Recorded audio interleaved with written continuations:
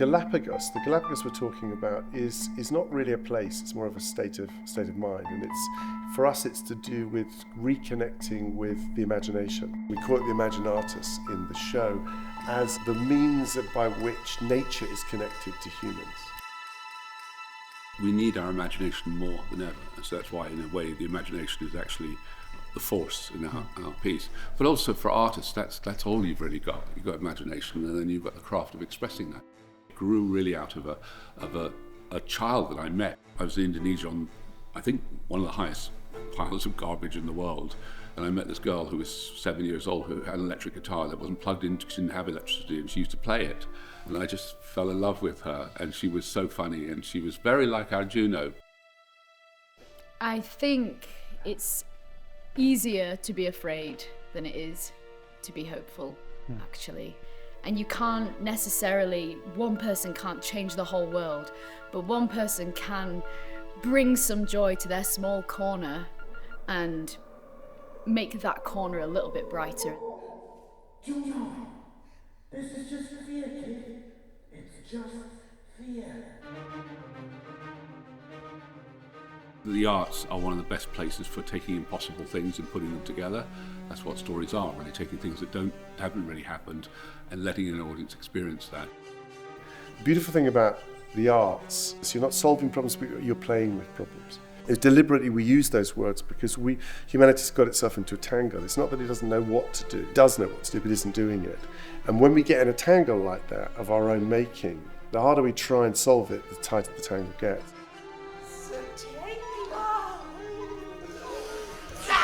So partly what this story is, and also this process is about that. Can we play ourselves through the tangle, and also teach younger people who are going to face more and more challenges how to do that as well.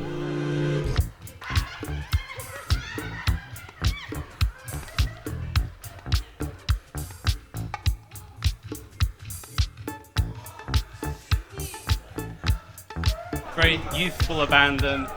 The show's about creativity and imagination, and it's born of that too. I like the bit where Juno was talking nonsense. Because I like talking nonsense.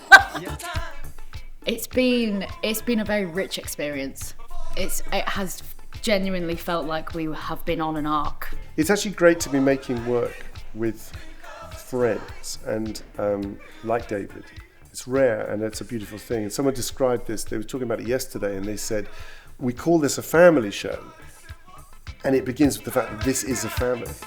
Me and David, who lived near each other, met up and began to wander around. I told him a little about the project. He was talking about his involvement and COP and so forth, and the awareness of nature and relationship to it. We didn't just meet in the forest.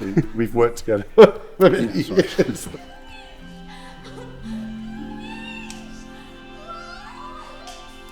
I remember the early text and the early ideas of the project when it was being written, and from the beginning the idea has been perfect, and it always felt like the antidote to the anxieties and the longing for hope that people have in regards to the relationship to the climate or environment or the world and the tanglement of all things.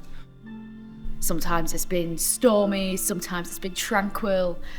We've seen sunsets, sunrises, dark nights.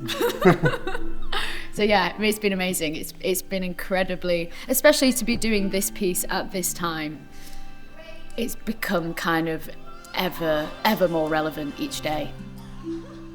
It's a very exciting sort of entry into the issues we have about climate change right now. It's Pixar meets silent film meets Brecht.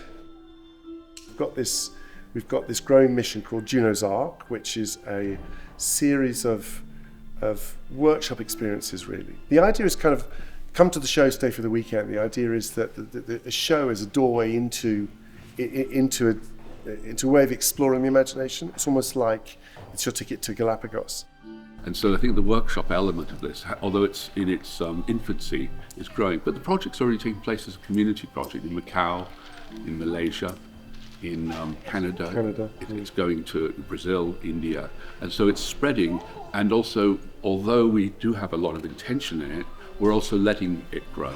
We're very intrigued about seeing if we can get, grandparents, grandchildren, parents and children, get the generations playing in a way that they perhaps aren't.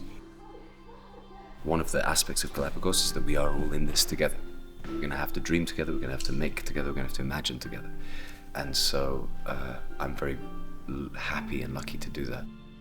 And that's felt really, again, joyful to actually, instead of shrinking into yourself in the knowledge of what's happening in the world, to actually be expressing it with your voice, with your body, with joy, with people.